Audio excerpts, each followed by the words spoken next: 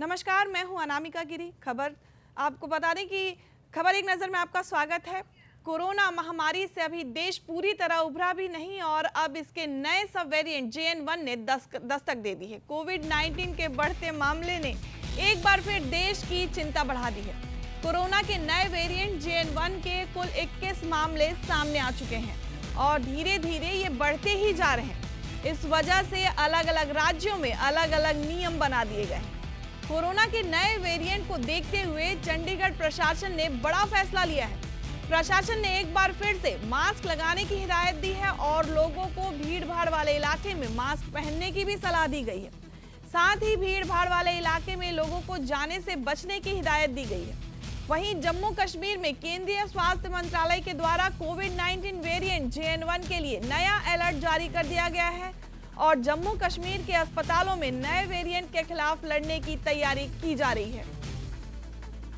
Head of the institution ने कल ही इसकी मीटिंग की थी और उसमें ये सबको इंस्ट्रक्शन पास आउट हुई है अपने अपने मेडिकल स्टूडेंट्स को कि आप अपनी हर चीज को प्रिपेयरनेस को रेडी रखिए।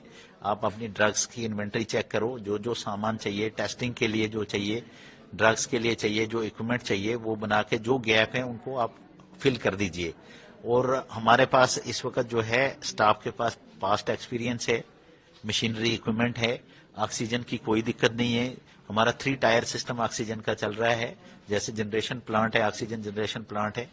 आपने देखा भी होगा इस वार्ड में ऑनलाइन हर बेड पे आपको ऑक्सीजन लगी हुई है। साथ में स्टैंड बाई सिस्टम हमारा ये होता है कि सिलेंडर चाहिए, सिलेंडर का हमारा 600-700 का बैंक है जो फुल रहते हैं, 24 घंटे फुल रहते हैं। उसके अलावा 3rd लेवल पे हमारे ऑक्सीजन कंसंट्रेटर मशीन है, हर बेड पे अवेलेबल है। तो ड्रग्स भी हैं, एक्सपीरियंस भी है और जगह भी हमारे पास है। ये 2 वार्ड हम आपको इसलिए दिखा रहे हैं कि ये हमने आइसोलेट करके रखे हैं कि इस एरिया को हमने आइसोलेट किया है, यहीं टेस्टिंग होती है, यहीं बाहर रोड है, इसी में एडमिशन होकर हम यहीं से दूसरे अस्पतालों में जहां जहां शिफ्ट करना है। बट वो डिपेंड करता है अभी हमारा कि कैसा लोड पड़ता है। अगर पेशेंट आते हैं तो फिर हम एक अस्पताल को डेजिग्नेट करना है हमें या कैसे। 2 सील बंद लिफाफे में दाखिल ज्ञानवापी की सर्वे रिपोर्ट को सार्वजनिक किए जाने पर आज निर्णय होगा। भारतीय पुरातत्व सर्वेक्षण ने 18 दिसंबर को रिपोर्ट दाखिल की थी। वहीं हिंदू पक्ष ने जहां सर्वे रिपोर्ट की प्रति तत्काल दिए जाने की मांग की है, वहीं मुस्लिम पक्ष ने आपत्ति जताई है। मुस्लिम पक्ष का कहना है कि रिपोर्ट की प्रति या शपथ पत्र लेकर दी जाए कि वह लीक नहीं की जाएगी। रिपोर्ट की मीडिया कवरेज पर भी रोक लगाने की मांग मुस्लिम पक्ष के द्वारा की गई है। जिला जज की अदालत के आदेश से ज्ञानवापी में ASI ने बीते 24 जुलाई को सर्वे शुरू किया था। सर्वे रिपोर्ट तैयार करने और उसे अदालत में दाखिल करने में 153 दिन लग गए। ASI की ओर से सर्वे रिपोर्ट के साथ ही जिलाधिकारी को सुपुर्द किए गए साक्ष्य की सूची भी अदालत में दाखिल की गई। साथ ही एक प्रार्थना पत्र भी अदालत में दिया गया है जिसमें ये बताया गया है कि ASI ने सर्वे का काम कैसे किया।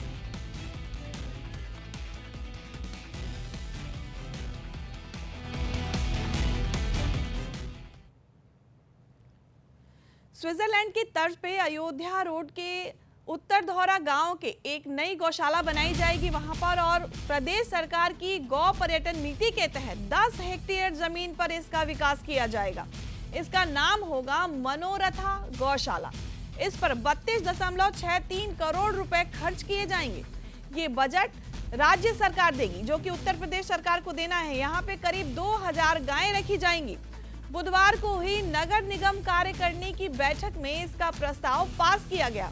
वहीं नगर निगम की शूटिंग रेंज को अंतर्राष्ट्रीय स्तर पर बनाने समेत 13 प्रस्ताव कल पास हुए हैं और महापौर सुषमा खरकवाल और नगर आयुक्त इंद्रजीत सिंह ने बताया कि इस गौशाला में गायों को बांध कर नहीं रखा जाएगा।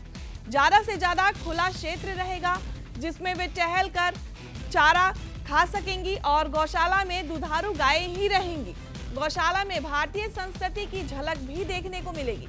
इसके लिए जो जमीन चिन्हित की गई है वहां पर जो भी पेड़ पौधे हैं उसी तरह रहेंगे जैसे वे हैं और उनको काटा नहीं जाएगा। बीच में बोरिंग कर पानी की व्यवस्था जरूर की जाएगी, नांद बनाई जाएगी और ताकि गाय आसानी से पानी पी सके।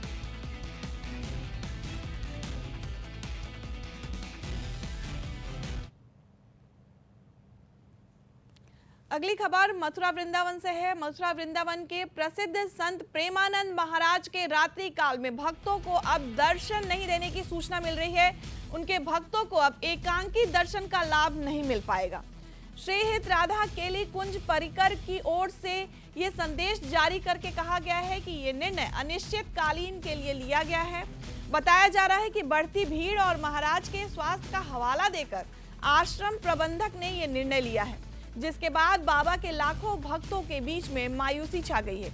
इसके साथ ही उन सैकड़ों भक्तों को भी निराशा हाथ लगी है जो बाबा के दर्शन करने के लिए देर रात उनके घर से आश्रम के बीच में फूल बिछाए उनका स्वागत करने के लिए खड़े थे।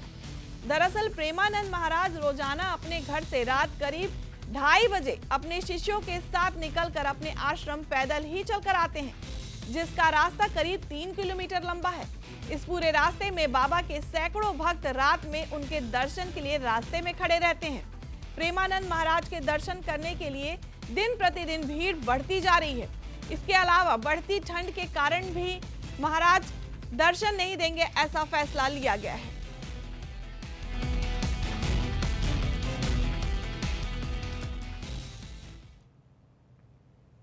उत्तराखंड में शुरू की गई जायरो क्राफ्टर की उड़ान पर संकट के बादल छा गए हैं। उत्तर प्रदेश सिंचाई विभाग ने हवाई पट्टी का निर्माण कार्य रुकवा दिया है। यूपी सिंचाई विभाग ने ये जमीन अपनी बताई है और ये भी कहा है कि उन्होंने अनुमति नहीं लिया है। इस बात का भी आरोप लगाया गया है। साथ ही कार्यदायी संस्था को नोटिस जारी करके जवाब भी मांगा गया है। धर्म नगरी उत्तराखंड में 15 जनवरी से शुरू होने वाली देश की पहली जायरो क्राफ्टर की हवाई सफारी के लिए रविवार को सफल ट्रायल किया गया था। आपको बता दें कि इससे जायरो क्राफ्टर सफारी कराने वाली कंपनी की ओर से ये दावा किया जा रहा था कि सैलानियों को 1 जनवरी से ही हवाई सफारी करने का मौका मिल सकेगा। वे बुकिंग भी करा सकेंगे। इसमें पर्यटकों को 5,000 रुपए 60 किलोमीटर के लिए चुकाने होंगे। जायरो क्राफ्टर की हवाई सफारी के लिए पर्यटन विकास विभाग की ओर से उड़ान पट्टी तैयार कराई जा रही है, लेकिन उत्तर प्रदेश सिंचाई विभाग ने हवाई पट्टी के निर्माण कार्य पे रोक लगा दी है और अनुमति नहीं लेने का आरोप लगाया है। अभिनेता शाहरुख खान की फिल्म डंकी आज रिलीज हो रही है। पठान और जवान के बाद अब शाहरुख खान की डंकी बॉक्स ऑफिस पर शानदार कमाई करने के लिए तैयार है। फिल्म 21 दिसंबर यानी आज के दिन रिलीज हो रही है। आपको बता दें कि डंकी की रिलीज के एक दिन बाद यानी 22 दिसंबर को प्रभास की सालार भी रिलीज हो जाएगी। लोगों का ध्यान डंकी और सालार की तरफ अब खिंच जाएगा। फिल्म का पहला शो देखने पहुंचे शाहरुख खान के फैंस ने फिल्म के रिलीज का जबरदस्त जश्न मनाया है।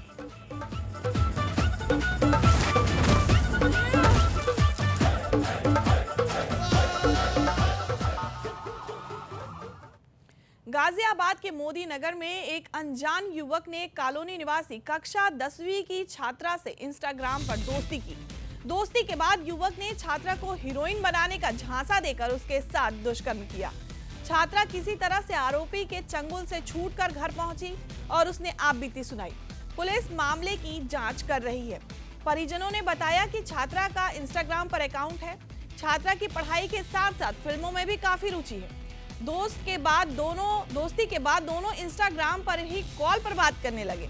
युवक ने छात्रा को कई बॉलीवुड स्टार से दोस्ती होने का झांसा देकर उसे हीरोइन बनाने का ख्वाब दिखाने लगा। आरोपी छात्रा को हीरोइन बनाने का झांसा देकर 3 दिन पहले दिल्ली अपने साथ लेकर गया। इसके बाद डायरेक्टर से मुलाकात कराने के बहाने आरोपी एक क्लब में लेकर गया।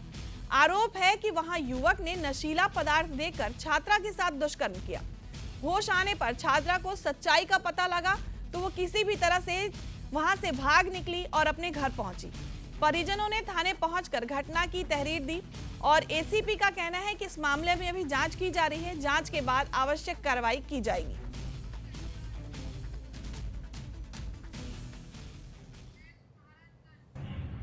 विपिन द्वारा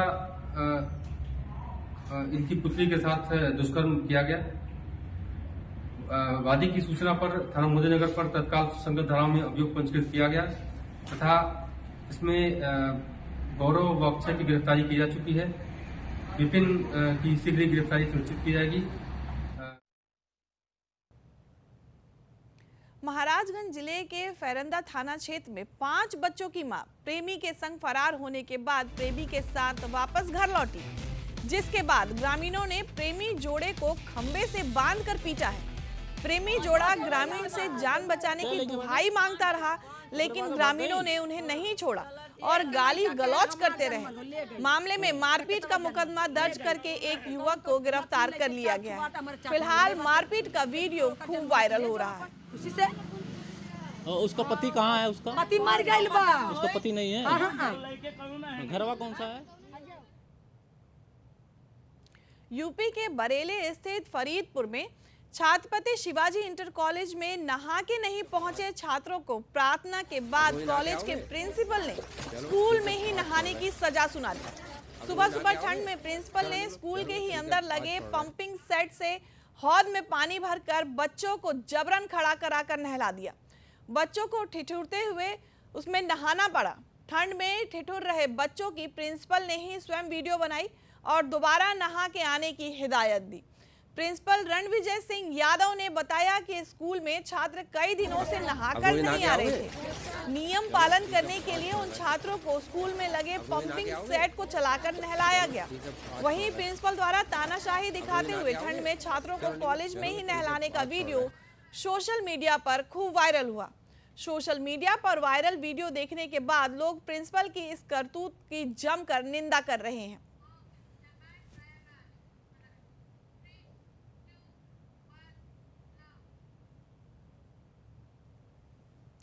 प्रयागराज थाना लालापुर क्षेत्र में जिम्मेदार लोग बेखबर हो गए हैं। थाना प्रभारी के संरक्षण में ओवरलोड बालू लदे वाहन चल रहे हैं। बालू लदे ओवरलोड वाहनों का इन दिनों खूब बोलबाला है और प्रशासन मौन होकर लगातार देख रहा है। लालापुर क्षेत्र में दिन भर ओवरलोड वाहन चलते हैं। लगातार ओवरलोड वाहनों का वीडियो भी वायरल हो रहा है। सूत्रों के द्वारा मिली जानकारी के अनुसार ये सब सेटिंग से हो रहा है और अब देखना ये होगा कि भ्रष्टाचार में लिप्त कर्मचारियों पर क्या कुछ कार्रवाई की जाती है।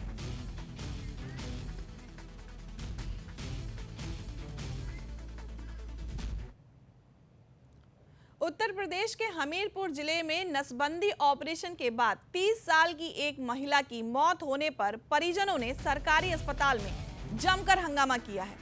घटना की सूचना पाते ही पुलिस मौके पर पहुंची और शव को कब्जे में लेकर पोस्टमार्टम के लिए भेजा। पुलिस ने मामले की जांच भी शुरू कर दी।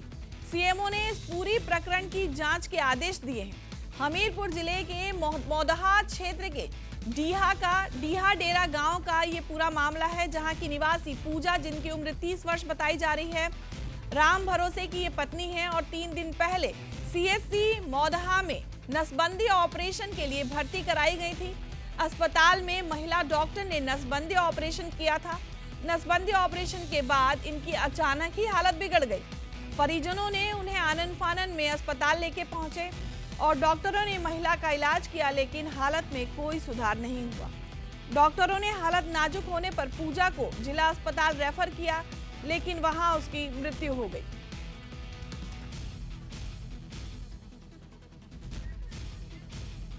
समय से कि लड़की के यहाँ ऑपरेशन करवाने आए थे नसबंदी का। उस रात में हो गया था शुक्रवार को, ऑपरेशन करा के हमें छुट्टी दी गई। फिर कल हमने कहा कि इसके दर्द हो रहा है तो इंजेक्शन लगाया गया।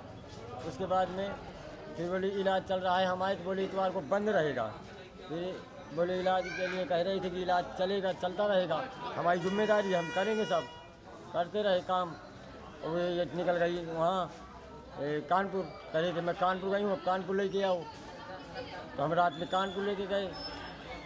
बीच में पैसा भी मांगा, हमने पैसा भी दिया। कितना पैसा दिया था? 1000 रुपये दिए थे। अच्छा, पूरी जिम्मेदारी लिया था? पूरी जिम्मेदारी ली थी, सब दवा की, सब कहेगी। फिर वो हम आए, सारा दिन ये उधर उधर भाई लोग करते रहे, डॉक्टर लोग। रात में मुझे 1 बजे कहने लगे कि जाओ ले जाओ, हमारी बस से बात बाहर है।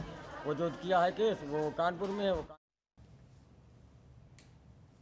यूपी के बलिया में पीडब्ल्यूडी के प्रांतीय प्रांगण में 2004 में टेंडर को लेकर हुए विवाद में 4 हत्याएं हो गई थी। आज एक बार फिर उसी कार्यालय के प्रांगण में 2 ठेकेदारों के बीच में टेंडर को लेकर जमकर मारपीट हुई। जब इसकी सीसीटीवी फुटेज निकालने की बात हुई तो पीडब्ल्यूडी के एससी कार्यालय के कंप्यूटर ऑपरेटर ने कहा कि चूहों ने तार काट दिया है, इसलिए कैमरा काम नहीं कर पा रहा है। तो वहीं कार्यालय में मौजूद एक्सईएन साहब ने कहा है कि सीसीटीवी के तार को बंदरों ने काट दिया है। अभी बजट नहीं आएगा तो ये सब बदल दिया जाएगा सिस्टम। कल ठेकेदारों के बीच में टेंडर को लेकर खूब मारपीट हुई, मगर कुछ भी कैमरे में कैद नहीं हो पाया। तो वहीं पीड़ित ठेकेदार ने कहा कि रसरा विधायक उमा शंकर सिंह के लोग थे जिन्होंने उनके साथ मारपीट की, जो टेंडर डालने से रोक रहे थे और अचानक उन पर चार लोगों ने हमला कर दिया और कहने लगे कि 2004 वाली घटना फिर से कर देंगे और तुम्हें गोली मार देंगे।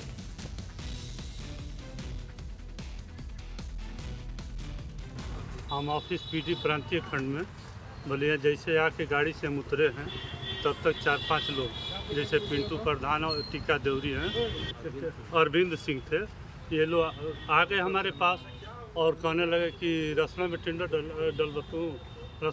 डालोगे, अगर डालोगे तो अगर हम कुछ समझ पाते तब तक लोग हाथ छोड़ना शुरू कर दिए, मारना पीटना। उसके बाद हम हक के अलग हटे हैं, जो कि वहाँ पूरे सीसीटीवी कैमरे में कैद होगा। कहाँ मारे हैं आप लोग? प्रांतीय खंड लोक निर्माण विभाग बलिया के। कुछ देखे नहीं, काम कर रहे थे। आवाज़ किसी तरह की आवाज़ नहीं आई थी। अब बाहर जो भी हो रहा है इसका मेंटेन कोई और करता है, ये हमारी जिम्मेदारी नहीं है। किसकी जिम्मेदारी है? नोडल दिखता है प्रांतीय खंड बलिया। इस वक्त यहाँ सीसी कैमरा नहीं चल रहा है। क्यों? अरे भाई यहाँ पर पानी नहीं है, ये नहीं है, हमको सकता थोड़े। उत्तर प्रदेश के प्रतापगढ़ के कोतवाली क्षेत्र के एक गांव की किशोरी ने एसपी को शिकायत पत्र भेजकर बताया कि घटना 12 दिसंबर रात करीब 11:30 बजे की है। उसके गांव का एक आदमी जबरन उसे घर से अगवा करके अपने घर ले गया और उसके साथ मारपीट की, धमकी देते हुए उसके साथ 3 दिन तक लगातार दुष्कर्म किया। किशोरी के परिजन मामले की तहरीर मनगढ़ चौकी और कोतवाली में दी है। शिकायत के बाद पुलिस ने किशोरी को गांव के ही एक आदमी के घर से बरामद किया, जहां गांव के कई लोग मौजूद रहे। परिजनों का आरोप है कि उसकी नाबालिग बेटी के बयान के बाद भी पुलिस उसका मेडिकल जांच नहीं करवा रही है और दुष्कर्म का मुकदमा भी दर्ज नहीं कर रही है। पुलिस ने 3 दिन पहले दुष्कर्म की तहरीर देने के बावजूद मामले में अपहरण का ही मुकदमा अज्ञात में दर्ज किया है। पीड़िता का आरोप है कि पुलिस ने उसकी मां से जबरन सादे कागज पर अंगूठा लगवा लिया है और तहरीर बदलकर केवल अपहरण का मुकदमा दर्ज किया है। किशोरी के साथ दुष्कर्म करने वाला खुलेआम टहल रहा है और पुलिस उसकी कोई मदद भी नहीं कर रही। किशोरी और उसका परिवार न्याय के लिए दर-दर भटकने को मजबूर हो गया है, लेकिन पुलिस पीड़िता का अभी तक मेडिकल भी नहीं करवा रही है।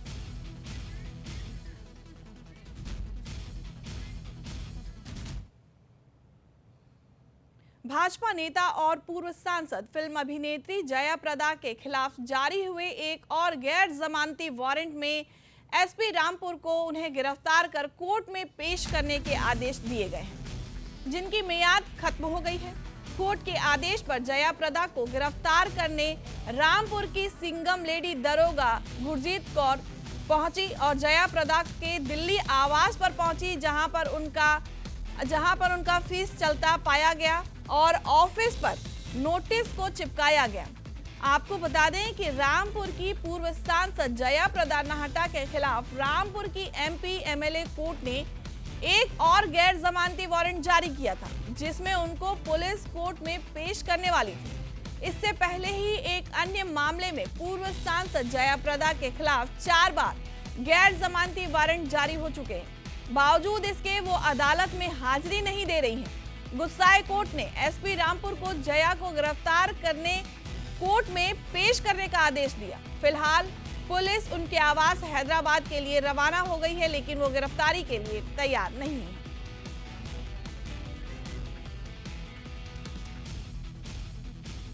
एक 11/12/2023 को जयप्रदा के विरुद्ध जो है उनकी वारंट रिकॉल खारिज करते हुए माननीय न्यायालय ने NBW जारी किया था और आज की तिथि नियत की गई थी। उस आदेश के खिलाफ जयप्रदा के अधिवक्ता रिवीजन किए थे माननीय जिला सत्र न्यायालय में, विशेष सत्र न्यायालय एमपीएमएलए कोर्ट के द्वारा जो है उनका रिवीजन खारिज कर दिया गया और ये कहा गया कि क्या नाम है कि जो अवर न्यायालय का आदेश 11 तारीख का है वो अविधिपूर्ण है और आप उपस्थित होने के बाद सुनवाई होगी। आज तिथि नियत थी, जयप्रदा आज उपस्थित नहीं आई थी, उनके अधिवक्ता के द्वारा एक प्रार्थना पत्र दिया गया था।